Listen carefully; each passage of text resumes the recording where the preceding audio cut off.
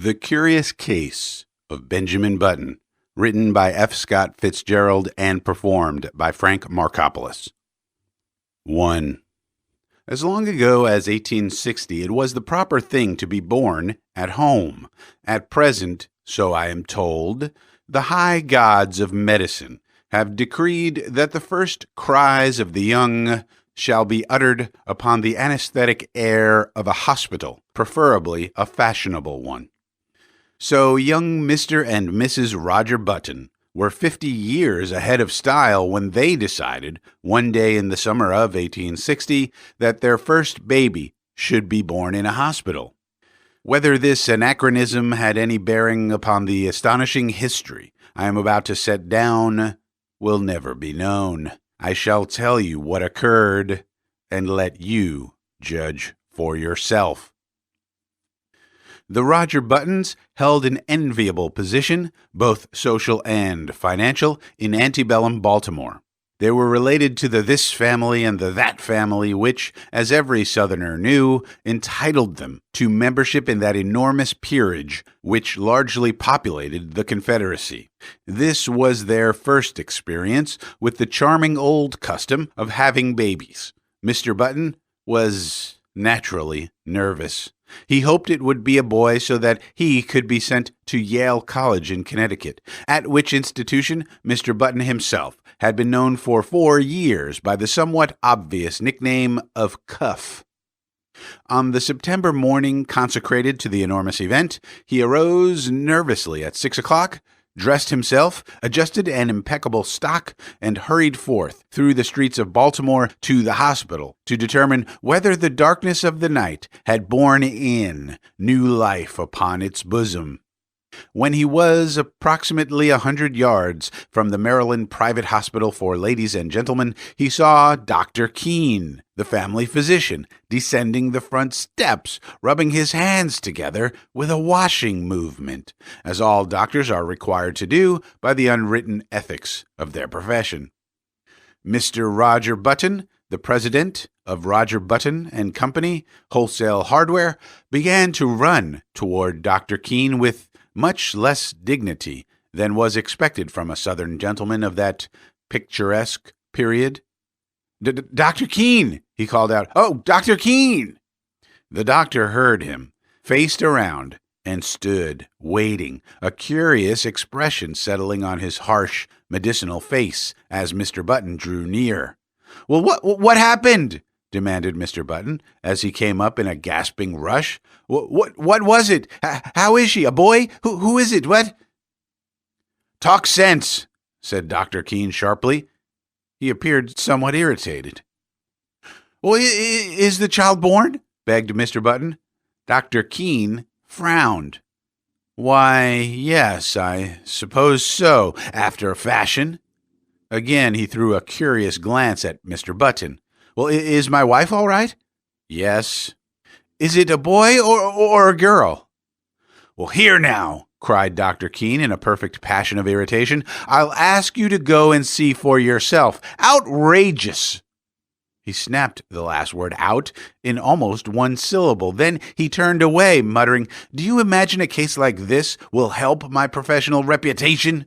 One more would ruin me, ruin anybody." "Well, what's the matter?" demanded Mr. Button, appalled. "Triplets?" "No, not triplets," answered the doctor cuttingly. "What's more, you can go and see for yourself and get another doctor. I brought you into the world, young man, and I've been physician to your family for 40 years.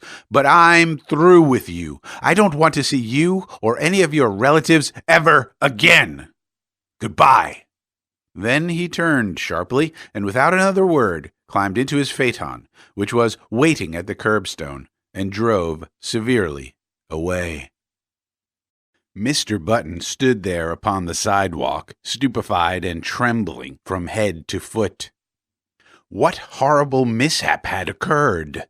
He had suddenly lost all desire to go into the Maryland Private Hospital for Ladies and Gentlemen. It was with the greatest difficulty that, a moment later, he forced himself to mount the steps and enter the front door. A nurse was sitting behind a desk in the opaque gloom of the hall. Swallowing his shame, Mr. Button approached her.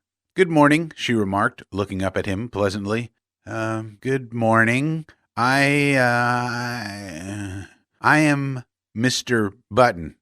At this, a look of utter terror spread itself over the girl's face. She rose to her feet and seemed about to fly from the hall, restraining herself only with the most apparent difficulty. I want to see my child," said Mr. Button. The nurse gave a little scream. "Oh, well, of course," she cried hysterically. Upstairs, right upstairs. Go up." She pointed the direction, and Mr. Button, bathed in a cool perspiration, turned falteringly and began to mount to the second floor. In the upper hall, he addressed another nurse who approached him, basin in hand.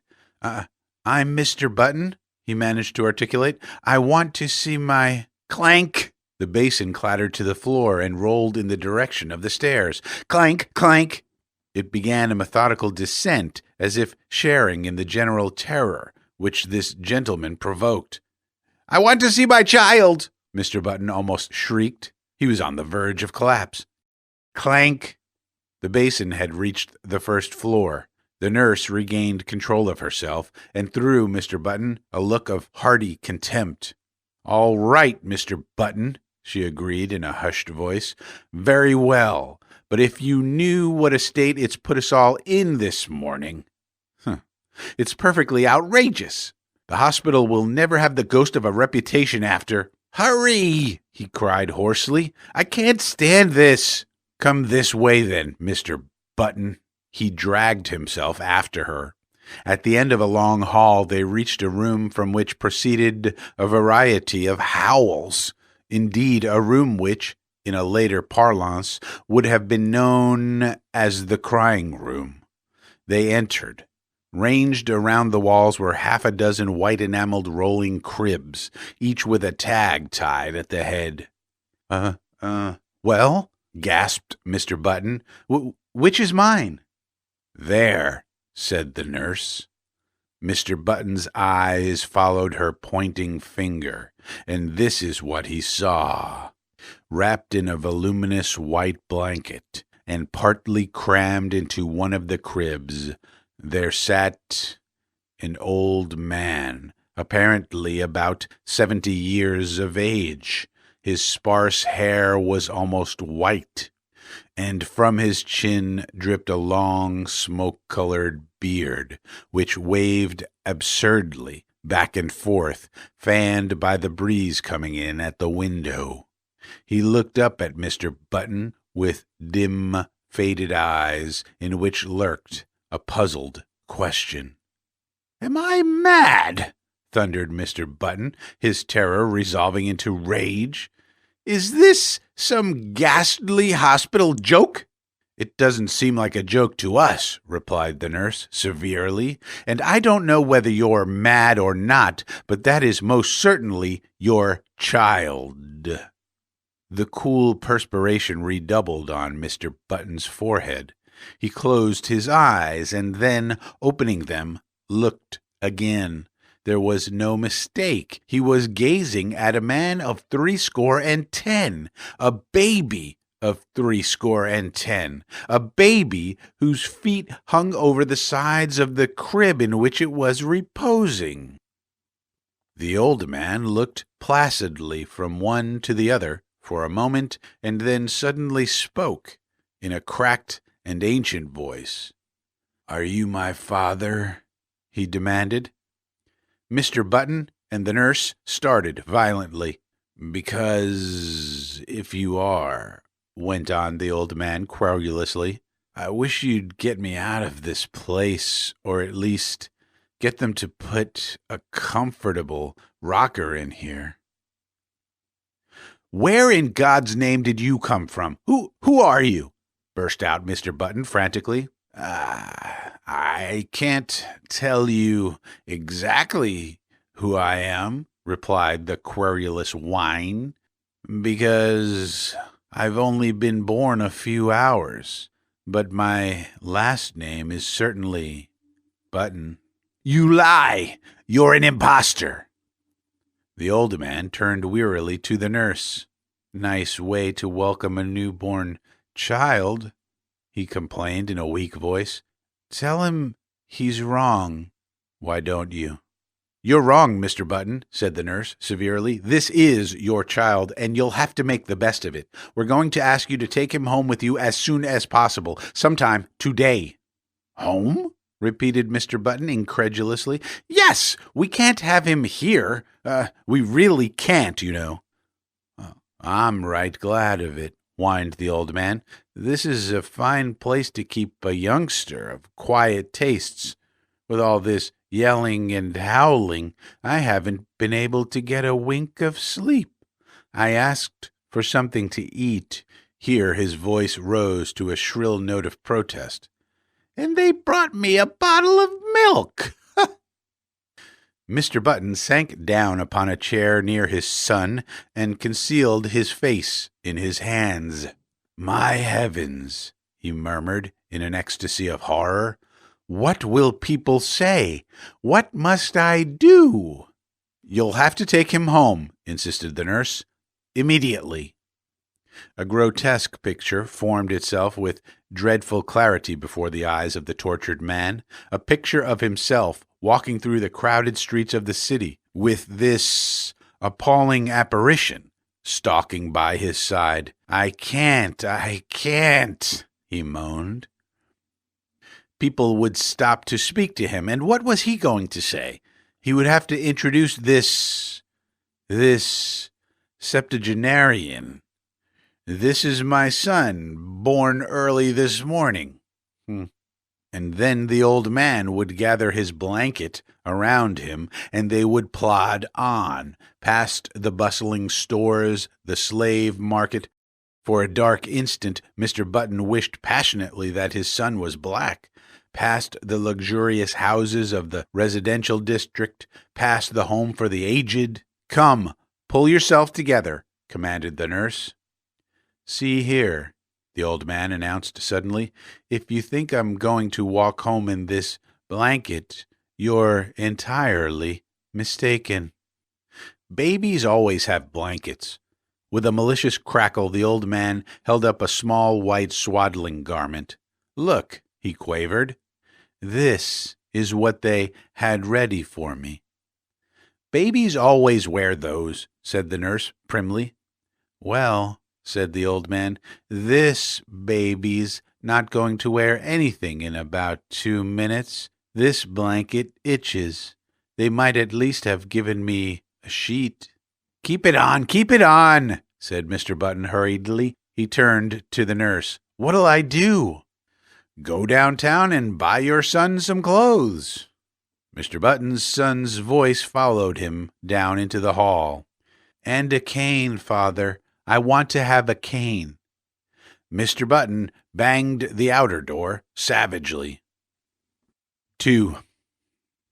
"Good morning," Mr. Button said nervously to the clerk in Chesapeake Dry Goods Company. "I want to buy some clothes for my child." "How old is your child, sir?" About 6 hours," answered Mr. Button without due consideration. "Baby's supply department in the rear." "Why, I don't think, I'm not sure that's what I want. He's an unusually large-sized child, exceptionally, large." "Oh, well, they have the largest child's sizes." "Well, where is the boys' department?" inquired Mr. Button, shifting his ground desperately. He felt that the clerk must surely scent his shameful secret. "Well, right here." "Well," he hesitated. The notion of dressing his son in men's clothes was repugnant to him.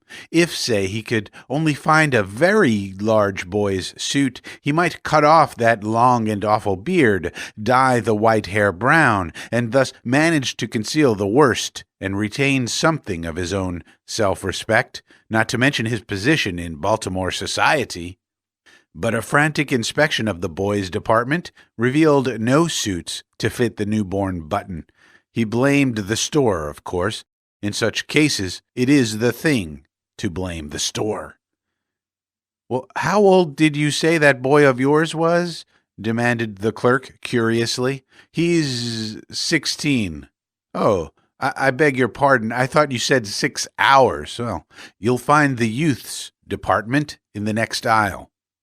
Mr. Button turned miserably away. Then he stopped, brightened, and pointed his finger toward a dressed dummy in the window display. "There!" he exclaimed. "Oh, I'll take that suit, out there on the dummy." The clerk stared. "Why," he protested, "that's not a child's suit. At least it is, but it's for fancy dress. You could wear it yourself." "Wrap it up," insisted his customer nervously. "That's what I want." The astonished clerk obeyed. Back at the hospital, Mr. Button entered the nursery and almost threw the package at his son. "Here's your clothes," he snapped out. The old man untied the package and viewed the contents with a quizzical eye. "They look sort of funny to me," he complained. "I don't want to be made a monkey of." "You've made a monkey of me," retorted Mr. Button fiercely. "Never you mind how funny you look. Put them on, or I'll spank you." He swallowed uneasily at the penultimate word, feeling nevertheless that it was the proper thing to say. "All right, father." This with a grotesque simulation of filial respect. "You've lived longer. You know best. Just as you say." As before, the sound of the word father caused Mr. Button to start violently and hurry. "I'm hurrying, father." When his son was dressed, Mr. Button regarded him with depression. The costume consisted of dotted socks, pink pants, and a belted blouse with a wide white collar. Over the latter waved the long whitish beard, drooping almost to the waist. The effect was not good. "Wait!" Mr. Button seized a hospital shears and with 3 quick snaps amputated a large section of the beard. But even with this improvement, the ensemble fell far short of perfection. The remaining brush of scraggly hair, the watery eyes, the ancient teeth seemed oddly out of tone with the gaiety of the costume. Mr. Button, however, was obdurate. He held out his hand. "Come along," he said sternly. His son took the hand trustingly. "What are you going to call me, Dad?" he quavered as they walked from the nursery. "Just Baby for a while, till you think of a better name?" Mr. Button grunted. "I don't know," he answered harshly. "I think we'll call you Methuselah." 3. Even after the new addition to the Button family had had his hair cut short and then dyed to a sparse, unnatural black, had had his face shaved so close that it glistened, and had been attired in small boy clothes made to order by a flabbergasted tailor, it was impossible for Button to ignore the fact that his son was a poor excuse for a first family baby. Despite his aged stoop, Benjamin Button, for it was by this name they called him, instead of the appropriate but invidious Methuselah, was 5 feet 8 inches tall. His clothes did not conceal this, nor did the clipping and dyeing of his eyebrows disguise the fact that the eyes under were faded and watery and tired. In fact, the baby nurse who had been engaged in advance left the house after one look in a state of considerable indignation. But Mr. Button persisted in his unwavering purpose. Benjamin was a baby, and a baby he should remain. At first he declared that if Benjamin didn't like warm milk, he could go without food altogether. But he was finally prevailed upon to allow his son bread and butter, and even oatmeal by the way of a compromise. One day he brought home a rattle, and, giving it to Benjamin, insisted in no uncertain terms that he should play with it. Whereupon the old man took it with a weary expression and could be heard jingling it obediently at intervals throughout the day. There can be no doubt, though, that the rattle bored him, and that he found other and more soothing amusements when he was left alone. For instance, Mr. Button discovered one day that during the preceding week he had smoked more cigars than ever, a phenomenon which was explained a few days later when, entering the nursery unexpectedly, he found the room full of faint blue haze and Benjamin, with a guilty expression on his face, trying to conceal the butt of a dark Havana. This, of course, called for a severe spanking, but Mr. Button found that he could not bring himself to administer it. He merely warned his son that he would stunt his growth. Nevertheless, he persisted in his attitude. He brought home lead soldiers, he brought toy trains, he brought large, pleasant animals made of cotton, and to perfect the illusion which he was creating, for himself at least, he passionately demanded of the clerk in the toy store whether the paint would come off the pink duck if the baby put it in his mouth. But, despite all his father's efforts, Benjamin refused to be interested. He would steal down the back stairs and return to the nursery with a volume of the Encyclopedia Britannica, over which he would pore through an afternoon, while his cotton cows and his Noah's Ark were left neglected on the floor. Against such a stubbornness, Mr. Button's efforts were of little avail. The sensation created in Baltimore was, at first, prodigious. What the mishap would have cost the Buttons and their kinsfolk socially cannot be determined, for the outbreak of the Civil War drew the city's attention to other things. A few people who were unfailingly polite racked their brains for compliments to give to the parents, and finally hit upon the ingenious device of declaring that the baby resembled his grandfather, a fact which, due to the standard state of decay common to all men of 70, could not be denied. Mr. and Mrs. Roger Button were not pleased, and Benjamin's grandfather was furiously insulted. Benjamin, once he left the hospital, took life as he found it.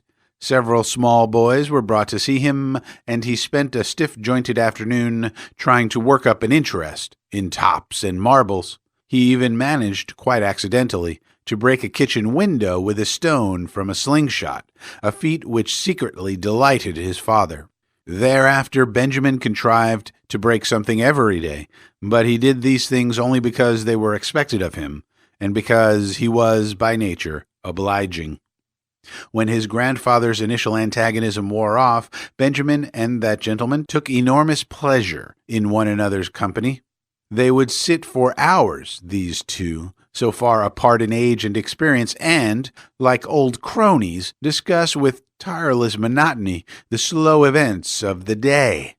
Benjamin felt more at ease in his grandfather's presence than in his parents'. They seemed always somewhat in awe of him, and, despite the dictatorial authority they exercised over him, frequently addressed him as Mr. He was as puzzled as anyone else at the apparently advanced age of his mind and body at birth. He read up on it in the medical journal, but found that no such case had been previously recorded. At his father's urging, he made an honest attempt to play with other boys, and frequently he joined in the milder games. Football shook him up too much, and he feared that in case of a fracture, his ancient bones would refuse to knit.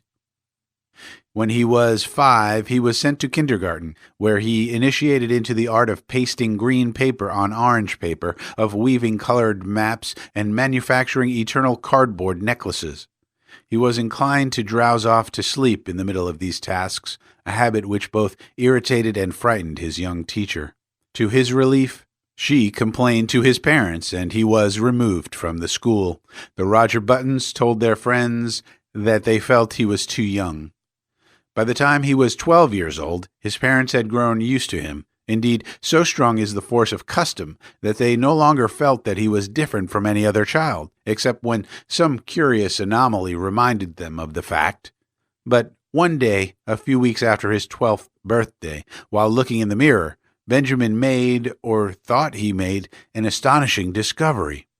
Did his eyes deceive him, or had his hair turned in the dozen years of his life from white to iron gray under its concealing dye? Was the network of wrinkles on his face becoming less pronounced? Was his skin healthier and firmer, with even a touch of ruddy winter color? He could not tell. He knew that he no longer stooped, and that his physical condition had improved since the early days of his life. Can it be? He thought to himself, or rather scarcely dared to think. He went to his father. "I am grown," he announced determinedly. "I want to put on long trousers." His father hesitated. "Well," he said finally, "I don't know. 14 is the age for putting on long trousers, and you are only 12. "But you'll have to admit," protested Benjamin, "that I'm big for my age." His father looked at him with illusory speculation. "Oh, I'm not so sure of that," he said. "I was as big as you when I was 12. This was not true. It was all part of Roger Button's silent agreement with himself to believe in his son's normality. Finally, a compromise was reached. Benjamin was to continue to dye his hair. He was to make a better attempt to play with boys of his own age. He was not to wear his spectacles or carry a cane in the street. In return for these concessions, he was allowed his first suit of long trousers. 4. Of the life of Benjamin Button between his 12th and 21st year, I intend to say little. Suffice to record that they were years of normal ungrowth. When Benjamin was 18, he was erect as a man of 50. He had more hair, and it was of a dark gray. His step was firm, his voice had lost its cracked quaver, and descended to a healthy baritone.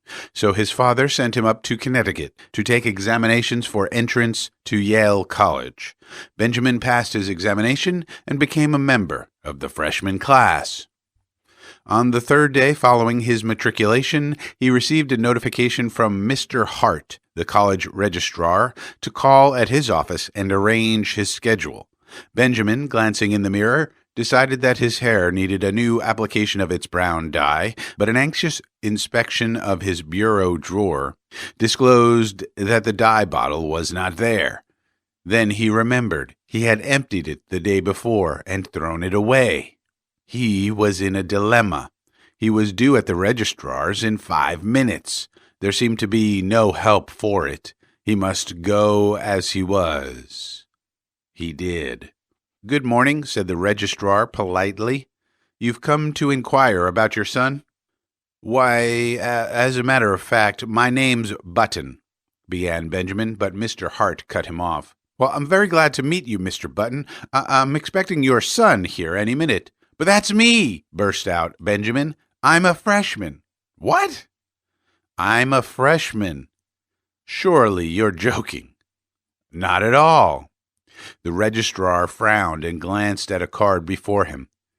"Why, I have Mr. Benjamin Button's age down here, as 18. "That's my age," asserted Benjamin, flushing slightly. The registrar eyed him wearily. "Now, surely, Mr. Button, you don't expect me to believe that." Benjamin smiled wearily. "I am 18, he repeated. The registrar pointed sternly to the door. "Get out," he said. "Get out of college and get out of town. You are a dangerous lunatic." "I am 18. Mr. Hart opened the door. "The idea!" he shouted. "A man of your age trying to enter here as a freshman. 18 years old, are you? Well, I'll give you 18 minutes to get out of town." Benjamin Button walked with dignity from the room, and half a dozen undergraduates, who were waiting in the hall, followed him curiously with their eyes. When he had gone a little way, he turned around, faced the infuriated registrar, who was still standing in the doorway, and repeated in a firm voice, "I am 18 years old." To a chorus of titters which went up from the group of undergraduates, Benjamin walked away. But he was not fated to escape so easily. On his melancholy walk to the railroad station, he found that he was being followed by a group, then by a swarm, and finally by a dense mass of undergraduates. The word had gone around that a lunatic had passed the entrance examinations for Yale and attempted to palm himself off as a youth of 18.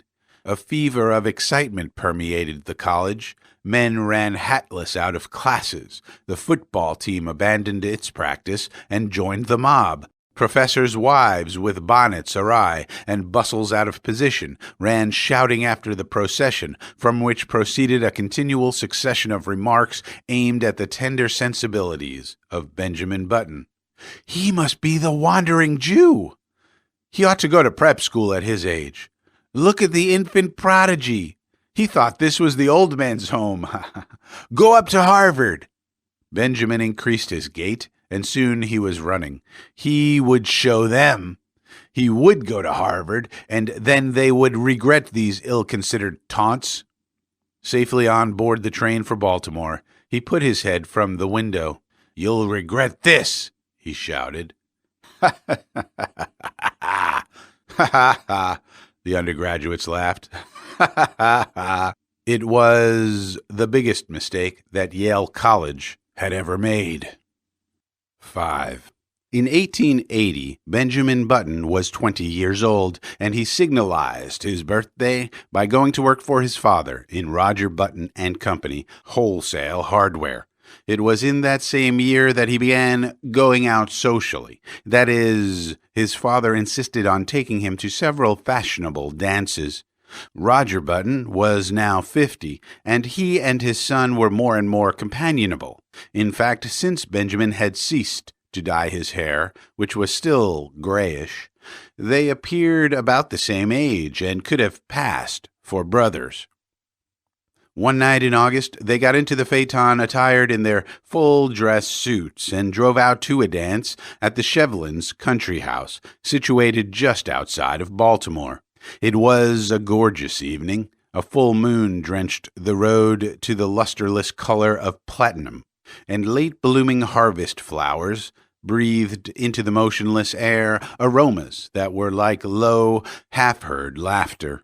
The open country, carpeted for rods around with bright wheat, was translucent as in the day.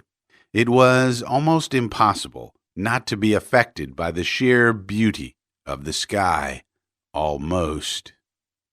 "There's a great future in the dry goods business," Roger Button was saying. He was not a spiritual man. His aesthetic sense was rudimentary. "Old fellows like me can't learn new tricks," he observed profoundly. "It's you youngsters, with energy and vitality, that have the great future before you." Far up the road, the lights of the Shevlins' country house drifted into view, and presently there was a sighing sound that crept persistently toward them. It might have been the fine plaint of violins or the rustle of the silver wheat under the moon. They pulled up behind a handsome brougham, whose passengers were disembarking at the door. A lady got out, then an elderly gentleman, then another young lady, beautiful as sin. Benjamin started. An almost chemical change seemed to dissolve and recompose the very elements of his body. A rigor passed over him. Blood rose into his cheeks, his forehead, and there was a steady thumping in his ears. It was first love. The girl was slender and frail, with hair that was ashen under the moon and honey-colored under the sputtering gas lamps of the porch. Over her shoulders was thrown a Spanish mantilla of softest yellow, butterflied in black. Her feet were glittering buttons at the hem of her bustled dress. Roger Button leaned over to his son. "That," he said, "is young Hildegard Moncrief, the daughter of General Moncrief." Benjamin nodded coldly. "Pretty little thing," he said indifferently. But when the Negro boy had led the buggy away, he added, "Dad, you might introduce me to her." They approached a group of which Miss Moncrief was the center. Reared in the old tradition, she curtsied low before Benjamin. Yes, he might have a dance. He thanked her and walked away, staggered away. The interval until the time for his turn should arrive dragged itself out interminably. He stood close to the wall, silent, inscrutable, watching with murderous eyes the young bloods of Baltimore as they eddied around Hildegard Moncrief, passionate admiration in their faces.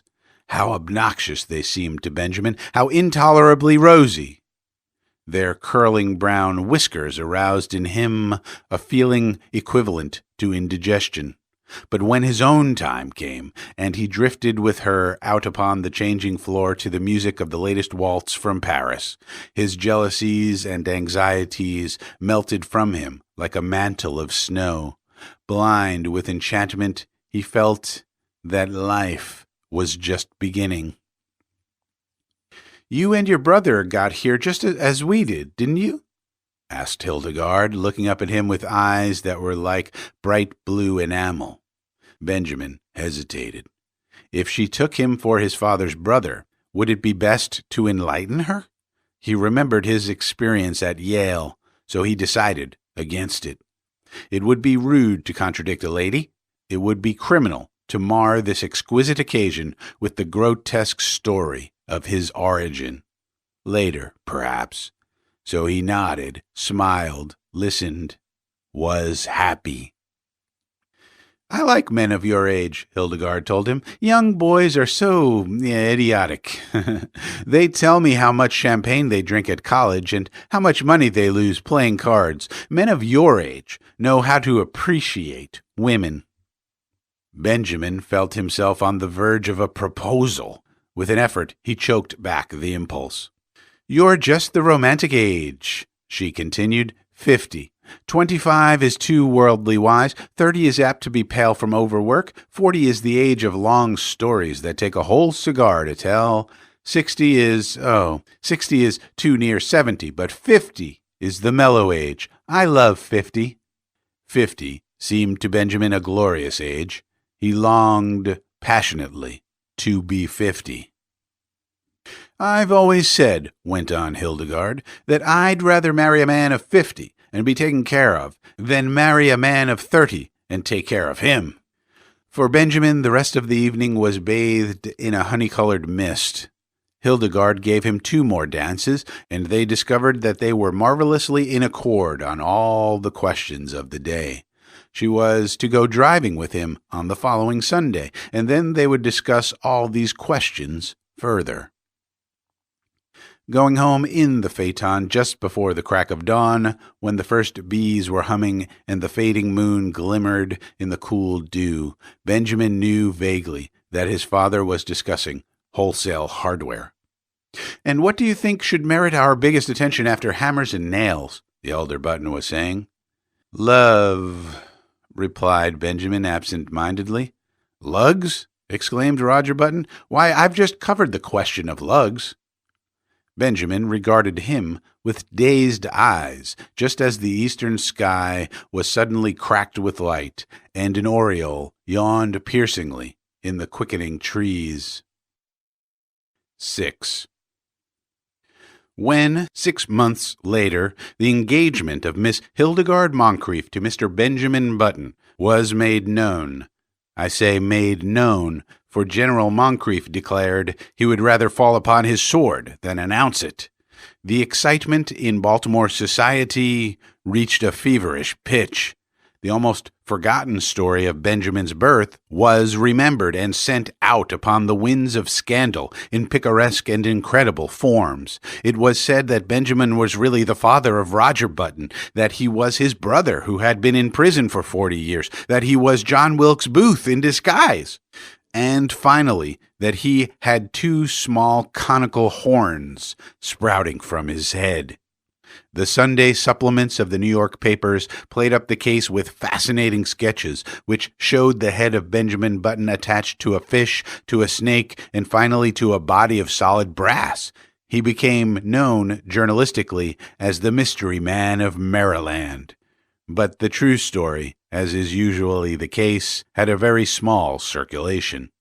However, everyone agreed with General Moncrief that it was criminal for a lovely girl who could have married any beau in Baltimore to throw herself into the arms of a man who was assuredly 50. In vain, Mr. Roger Button published his son's birth certificate in large type in the Baltimore Blaze. No one believed it. You only had to look at Benjamin and see. On the part of the two people most concerned, there was no wavering. So many of the stories about her fiancé were false that Hildegard refused stubbornly to believe even the true one. In vain, General Moncrief pointed out to her the high mortality among men of 50, or at least among men who looked 50. In vain he told her of the instability of the wholesale hardware business. Hildegard had chosen to marry for mellowness, and marry she did. 7. In one particular, at least, the friends of Hildegard Moncrief were mistaken. The wholesale hardware business prospered amazingly. In the 15 years between Benjamin Button's marriage in 1880 and his father's retirement in 1895, the family fortune was doubled, and this was due largely to the younger member of the firm. Needless to say, Baltimore eventually received the couple to its bosom. Even old General Moncrief became reconciled to his son-in-law when Benjamin gave him the money to bring out his History of the Civil War in 20 volumes, which had been refused by 9 prominent publishers. In Benjamin himself, 15 years had wrought many changes. It seemed to him that the blood flowed with new vigor through his veins. It began to be a pleasure to rise in the morning, to walk with an active step along the busy, sunny street, to work untiringly with his shipments of hammers and his cargoes of nails. It was in 1890 that he executed his famous business coup. He brought up the suggestion that all nails used in nailing up the boxes in which nails are shipped are the property of the shippee, a proposal which became a statute, was approved by Chief Justice Facile, and saved Roger Button and Company, wholesale hardware, more than 600 nails every year. In addition, Benjamin discovered that he was becoming more and more attracted by the gay side of life. It was typical of his growing enthusiasm for pleasure that he was the first man in the city of Baltimore to own and run an automobile. Meeting him on the street, his contemporaries would stare enviously at the picture he made of health and vitality. "He seems to grow younger every year," they would remark, and if old Roger Button, now 65 years old, had failed at first to give a proper welcome to his son, he atoned at last by bestowing on him what amounted to adulation. And here we come to an unpleasant subject, which it will be well to pass over as quickly as possible. There was only one thing that worried Benjamin Button. His wife had ceased to attract him. At that time, Hildegard was a woman of 35 with a son, Roscoe, 14 years old. In the early days of their marriage, Benjamin had worshipped her. But as the years passed, her honey-colored hair became an unexciting brown. The blue enamel of her eyes assumed the aspect of cheap crockery. Moreover, and most of all, she had become too settled in her ways, too placid, too content, too anemic in her excitements, and too sober in her taste. As a bride, it had been she who had dragged Benjamin to dances and dinners. Now, conditions were reversed. She went out socially with him, but without enthusiasm, devoured already by that eternal inertia which comes to live with each of us one day and stays with us to the end. Benjamin's discontent waxed stronger. At the outbreak of the Spanish-American War in 1898, his home had for him so little charm that he decided to join the army.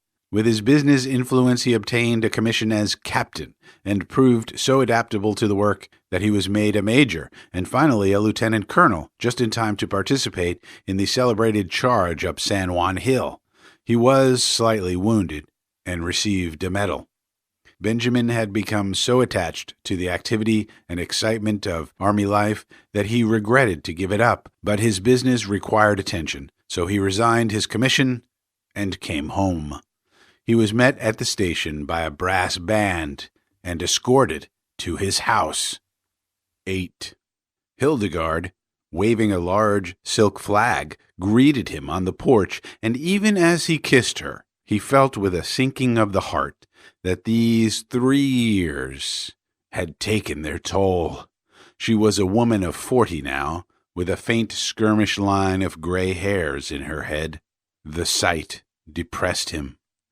Up in his room he saw his reflection in the familiar mirror. He went closer and examined his own face with anxiety, comparing it after a moment with a photograph of himself in uniform taken just before the war. "Good Lord," he said aloud. The process was continuing. There was no doubt of it. He now looked like a man of 30. Instead of being delighted, he was uneasy. He was growing younger. He had hitherto hoped that once he reached a bodily age equivalent to his age in years, the grotesque phenomenon which had marked his birth would cease to function. He shuddered. His destiny seemed to him awful, incredible. When he came downstairs, Hildegard was waiting for him. She appeared annoyed, and he wondered if she had at last discovered that there was something amiss.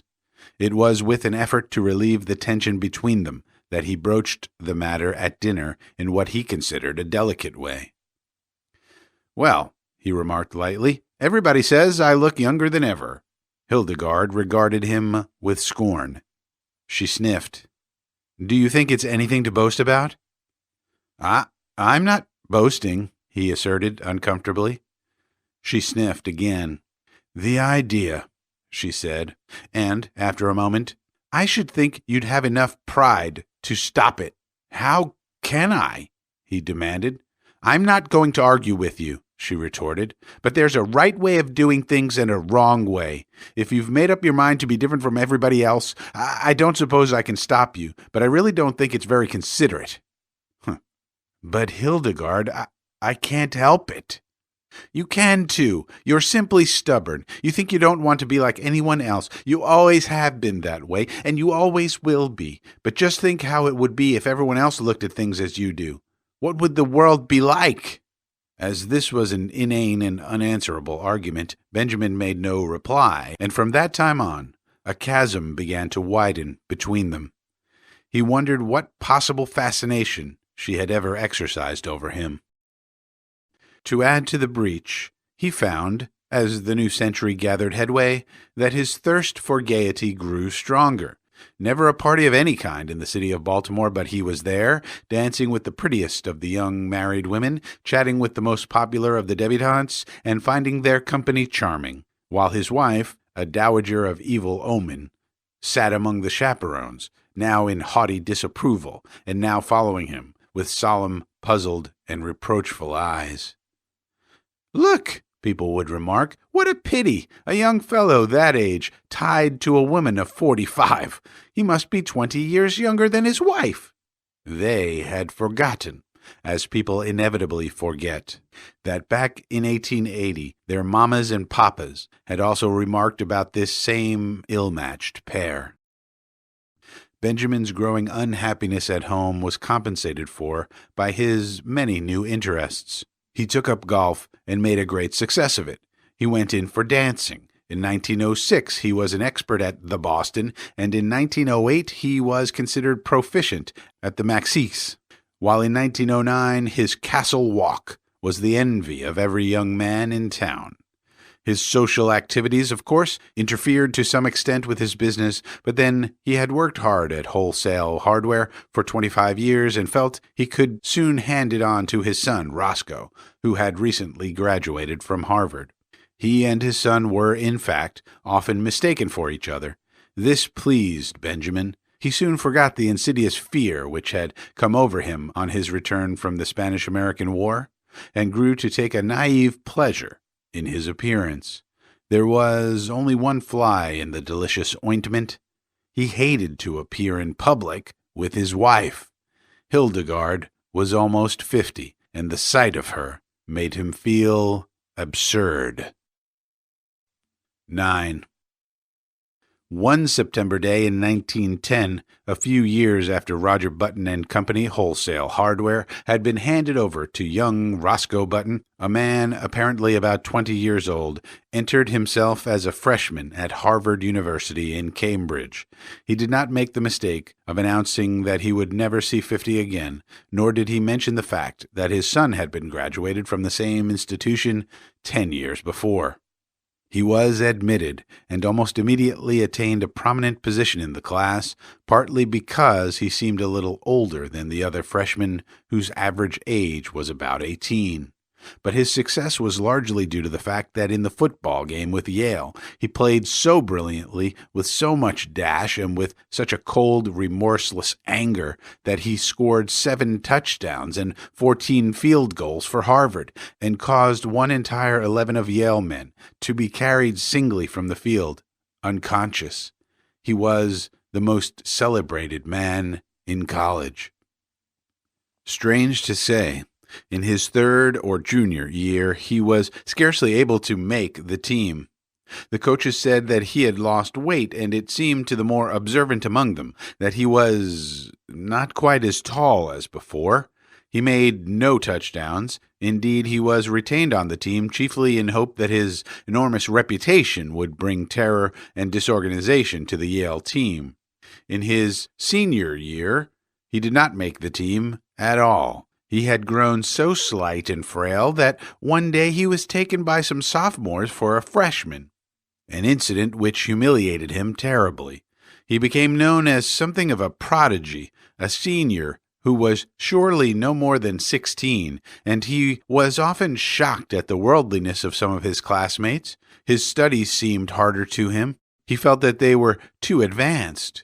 He had heard his classmates speak of St. Midas's, the famous preparatory school at which so many of them had prepared for college, and he determined after his graduation to enter himself at St. Midas's, where the sheltered life among boys his own size would be more congenial to him. Upon his graduation in 1914, he went home to Baltimore with his Harvard diploma in his pocket. Hildegard was now residing in Italy, so Benjamin went to live with his son, Roscoe. But though he was welcomed in a general way, there was obviously no heartiness in Roscoe's feeling toward him. There was even perceptible a tendency on his son's part to think that Benjamin, as he moped about the house in adolescent mooniness, was somewhat in the way. Roscoe was married now, and prominent in Baltimore life, and he wanted no scandal to creep out in connection with his family. Benjamin, no longer persona grata with the debutantes and younger college set, found himself left much alone, except for the companionship of 3 or 4 15-year-old boys from the neighborhood. His idea of going to St. Midas's school recurred to him. "Say," he said to Roscoe one day, "I've told you over and over that I want to go to prep school." "Well, go then," replied Roscoe shortly.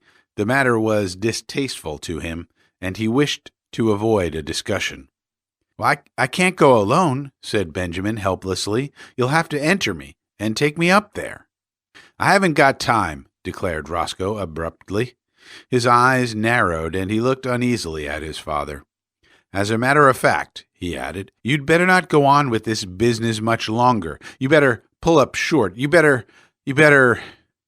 He paused, and his face crimsoned as he sought for words. "You better turn right around and start back the other way. This has gone too far to be a joke. It isn't funny any longer. You behave yourself." Benjamin looked at him on the verge of tears. "And another thing," continued Roscoe, "when visitors are in the house, I want you to call me Uncle. Not Roscoe, but Uncle. Do you understand? It looks absurd for a boy of 15 to call me by my first name. Perhaps you'd better call me Uncle all the time, so you'll get used to it." With a harsh look at his father, Roscoe turned away. 10. At the termination of this interview, Benjamin wandered dismally upstairs and stared at himself in the mirror. He had not shaved for 3 months, but he could find nothing on his face but a faint white down with which it seemed unnecessary to meddle. When he had first come home from Harvard, Roscoe had approached him with the proposition that he should wear eyeglasses and imitation whiskers glued to his cheeks, and it had seemed for a moment that the farce of his early years was to be repeated. But whiskers had itched and made him ashamed. He wept, and Roscoe had reluctantly relented. Benjamin opened a book of boys' stories, The Boy Scouts in Bimini Bay, and began to read, but he found himself thinking persistently about the war. America had joined the Allied cause during the preceding month, and Benjamin wanted to enlist, but alas, 16 was the minimum age, and he did not look that old. His true age, which was 57, would have disqualified him anyway. There was a knock at his door, and the butler appeared with a letter bearing a large official legend in the corner and addressed to Mr. Benjamin Button. Benjamin tore it open eagerly and read the enclosure with delight. It informed him that many reserve officers who had served in the Spanish-American War were being called back into service with a higher rank, and it enclosed his commission as Brigadier General in the United States Army with orders to report immediately. Benjamin jumped to his feet, fairly quivering with enthusiasm. This was what he had wanted. He seized his cap, and 10 minutes later he had entered a large tailoring establishment on Charles Street, and asked, in his uncertain treble, to be measured for a uniform. "Want to play soldier, sonny?" demanded a clerk casually. Benjamin flushed. "Say, never mind what I want," he retorted angrily. "My name's Button, and I live on Mount Vernon Place, so you know I'm good for it." "Well," admitted the clerk hesitantly, "if you're not, I guess your daddy is, all right." Benjamin was measured, and a week later his uniform was completed. He had difficulty in obtaining the proper general's insignia because the dealer kept insisting to Benjamin that a nice YWCA badge would look just as well and be much more fun to play with. Saying nothing to Roscoe, he left the house one night and proceeded by train to Camp Mosby in South Carolina, where he was to command an infantry brigade. On a sultry April day, he approached the entrance to the camp, paid off the taxicab which had brought him from the station, and turned to the sentry on guard. "Get someone to handle my luggage," he said briskly. The sentry eyed him reproachfully. "Say," he remarked, "where you going with the general's duds, sonny?" Benjamin, veteran of the Spanish-American War, whirled upon him with fire in his eye, but with, alas, a changing treble voice. "Come to attention," he tried to thunder. He paused for breath. Then suddenly he saw the sentry snap his heels together and bring his rifle to the present. Benjamin concealed a smile of gratification, but when he glanced around, his smile faded. It was not he who had inspired obedience, but an imposing artillery colonel who was approaching on horseback. "Colonel!" called Benjamin shrilly. The colonel came up, drew rein, and looked coolly down at him with a twinkle in his eyes. "Whose little boy are you?" he demanded kindly. "I'll soon darn well show you whose little boy I am," retorted Benjamin in a ferocious voice. "Get down off that horse!" The colonel roared with laughter. "You want him, eh, General?" "Here," cried Benjamin desperately, "read this," and he thrust his commission toward the colonel. The colonel read it, his eyes popping from their sockets. "Where do you get this?" he demanded, slipping the document into his own pocket. "I got it from the government, as you'll soon find out." "You come along with me," said the colonel, with a peculiar look. "We'll go up to headquarters and talk this over. Come along."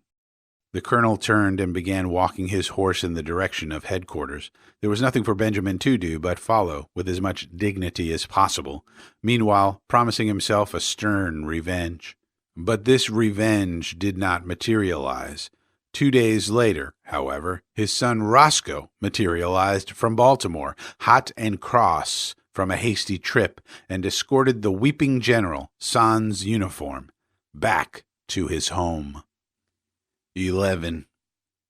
In 1920, Roscoe Button's first child was born.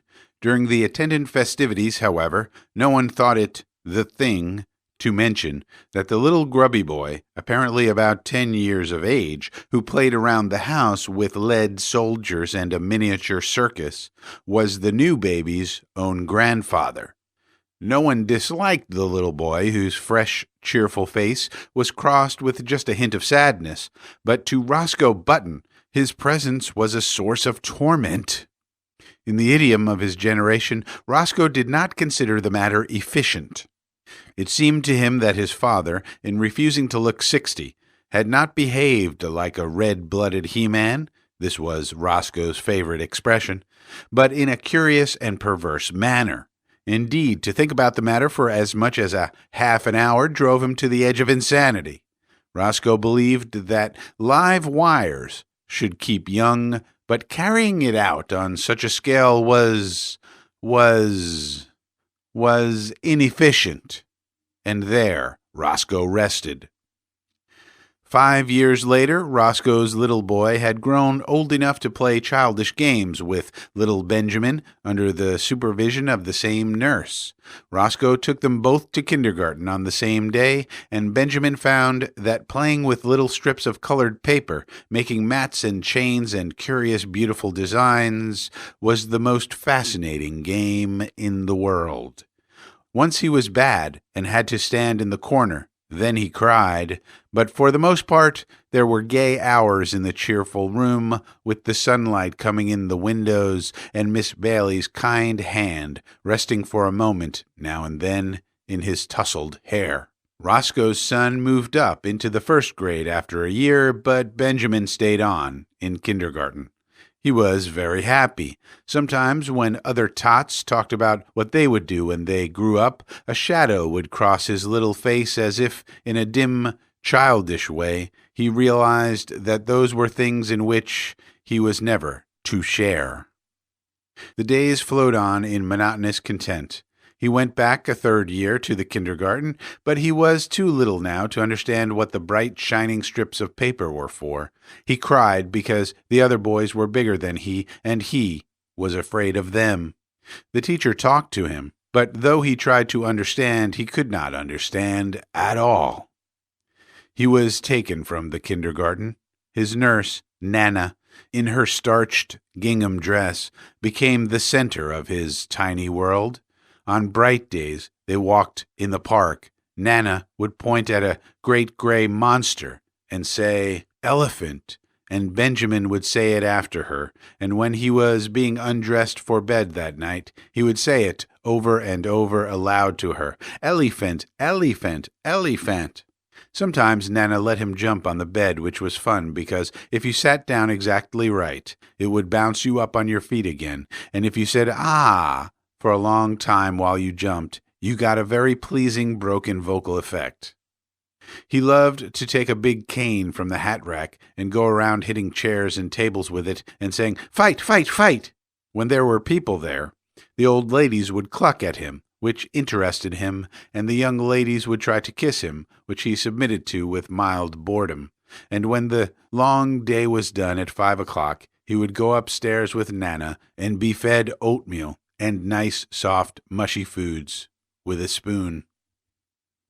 There were no troublesome memories in his childish sleep. No token came to him of his brave days at college, of the glittering years when he flustered the hearts of many girls. There were only the white, safe walls of his crib, and Nana and a man who came to see him sometimes, and a great big orange ball that Nana pointed at just before his twilight bed hour and called Sun. When the sun went, his eyes were sleepy. There were no dreams to haunt him.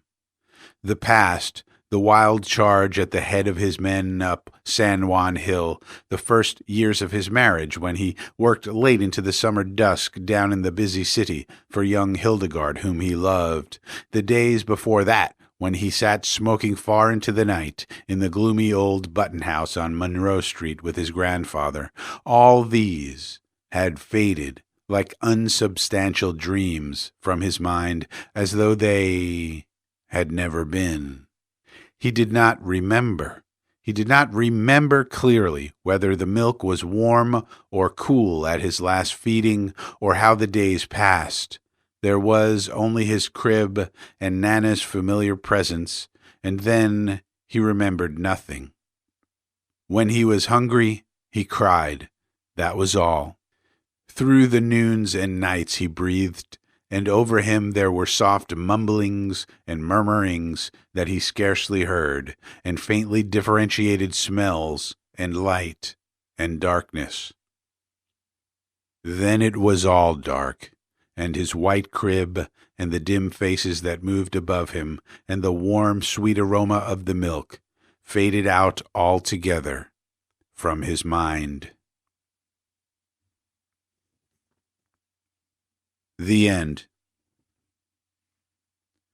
You have been listening to a short story entitled The Curious Case of Benjamin Button. It was written by F. Scott Fitzgerald and performed by Frank Marcopolos. If you enjoyed it, please click the like button on this video. That way I'll know. And if you want more information about audiobooks like this one, please go to frankmarcopolos.com. That's FrankMarcopolos.com, frankmarcopolos.com, where you can get all the information on all the audiobooks we have available in every format, including at libraries. As always, I thank you for your time, and I thank you for your attention.